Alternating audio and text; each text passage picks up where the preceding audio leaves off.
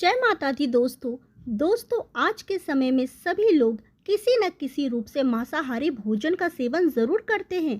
परंतु क्या आपने कभी सोचा है कि जो मनुष्य मांसाहारी भोजन करता है और फिर ईश्वर की पूजा करता है, क्या ऐसे मनुष्य के पूजा ईश्वर स्वीकार करते हैं?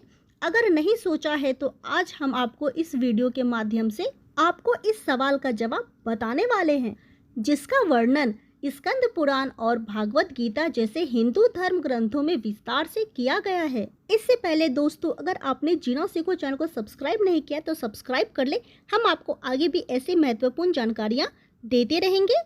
दोस्तों, स्कंद पुराण काशी खंड तीसरे अध्याय में बताया गया है कि जो मनुष्य मांस खाता है उसके जीवन को धिक्कार है। ऐसे मनुष्य को ना तो मृत्यु लोक में सुख मिलता है और ना ही मृत्यु के बाद दूसरे लोक में सुख मिलता है। साथ ही स्कंद पुराण में एक प्रसंग का और वर्णन मिलता है, जिसके अनुसार जब एक बार सभी देवतागण काशी पहुंचे तो उन्होंने देखा कि एक बाघ जैसे हिंसक पशु भी वहां घास खा रहे हैं। इसके अलावा स्कंद पुराण में यह भी बताया गया है कि यदि भूख से किसी प्राणी की मृत्यु होने को हो तो भी उसे मांस नहीं खाना चाहिए। इतना ही नहीं, स्कंद पुराण के अनुसार भगवान शिव उन लोगों की भक्ति या पूजा कभी स्वीकार नहीं करते जो लोग मांस मदिरा का सेवन करते हैं। स्कंद पुराण के अलावा वराह पुराण में भी इस बात का वर्णन मिलता है, जिसके अनुसार भगवान विष्णु के वाराह अवतार पृथ्वी देवी के पूछने पर कहते हैं कि जो मनुष्य मांस का भक्षण करते हैं, मैं ना तो उनकी पूजा स्वीकार करता हूँ और ना ही उनको अपना भक्त मानता हूँ। साथ ही भगवान विष्णु के बड़ा अवतार पृथ्वी देवी से यह कहते हैं कि जो मनुष्य मछली या दूसरे पशुओं के मांस का सेवन करता है, मेरे लिए उससे बड़ा अपराधी और कोई भी नहीं। इसके अलावा भागवत गीता में भगवान श्री कृष्ण ने यह भी बताया है कि मनुष्य को क्या खाना चाहिए और क्या नहीं। भगवान कृष्ण के अनुसार मांस एक तामसिक भोजन है, जिसके सेवन से मनुष्य की बुद्धि क्षीण होने लगती है और मनुष्य अपने इंद्रियों पर से नियंत्रण खो देता है। उसके बाद मनुष्य ना चाहते हुए भी कई तरह के अपराधों का भागी बन जाता है और ऐसा मनुष्य जब मेरी पूजा करता है या मुझे याद करता है तो मैं उसके पास नहीं जाता हूँ। इसके बाद भगवान श्री कृष्ण गीता में कहते हैं कि मांसाहारी भोजन राक्षसों के लिए है, ना ही इंसानों के लिए।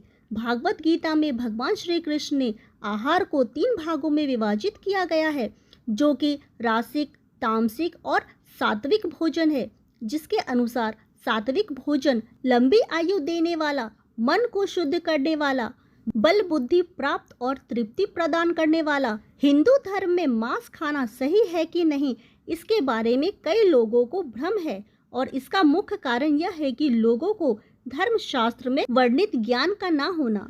कुछ लोगों का तो यह भी मानना है कि वेद मांस भक्षण को जायज बताता है, लेकिन यह सच नहीं है। सच तो यह है कि वेदों में स्पष्ट रूप से बताया गया है कि पशु हत्या अर्थात पशु बलि अपराधी की श्रेणी में आता है। वेदों का सार उपनिषद और उपनिषदों का सार भागवत गीता है, जिसके अनुसार वेदों में मांस खाने के संबंध में स्पष्ट मना किया गया है।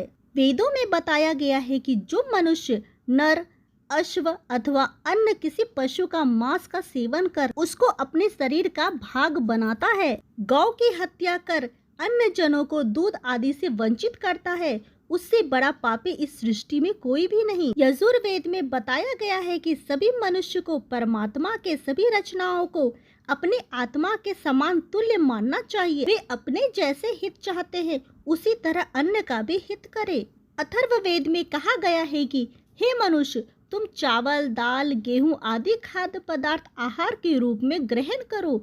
यही तुम्हारे लिए सबसे उत्तम और रमणीय खाद्य पदार्थों का भाग है।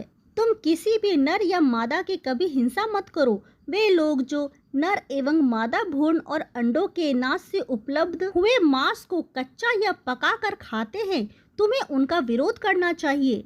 दोस्तों, इसके अलावा ऋग्वेद में भी बताया गया है कि गाय जगत की माता है और उनकी रक्षा से ही समाज की उन्नति है। मनुष्य को उनके समान सभी 4 पैर वाले पशुओं की रक्षा करनी चाहिए। वहीं गरुड़ पुराण में भगवान विष्णु पक्षीराज गरुड़ को एक कथा सुनाते हुए कहते हैं कि जो मनुष्य मांस का भक्षण करता है या फिर मदिरा का सेवन करता है, उसकी भक्ति या फिर पूजा कोई भी देवता स्वीकार नहीं करते और ऐसे मनुष्य को ना ही कोई देवता मदद करते हैं।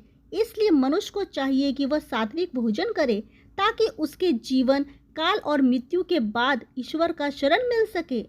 आगे भगवान विष्णु कहते हैं कि जो मनुष्य स्वाद के लिए दूसरे पशुओं की हत्या करता है, उसे मृत्यु के बाद पशुओं की उसी योनि में कई जन्मों तक भटकना पड़ता है और वह भी उसी तरह मारा जाता है जिस तरह खाने के लिए उसने पशु को मारा था। इसलिए मित्रों, यदि आप पूजा या फिर ईश्वर की भक्ति में विश्वास रखते हैं तो फिर मांसाहार का सेवन करना बंद कर दीजिए। वैसे भी मांसाहार भोजन को वैज्ञानिक रूप से भी उचित नहीं माना गया है। यह मनुष्य को कई तरह के रोगों से भी ग्रसित कर देता है। और जहाँ तक धार्मिक मान्यताओं की बात है, उम्मीद करती हूँ कि आप लोगों को समझ आ गई होगी। दोस्तों, ऐसे ही महत्वपूर्ण जानकारियों के लिए जीना सीखो चैनल को सब्सक्राइब कर ले। हम आपके लिए आगे भी ऐसी महत्वपूर्ण जानकारियाँ लाते रहेंगे। जय माता दी दोस्तों।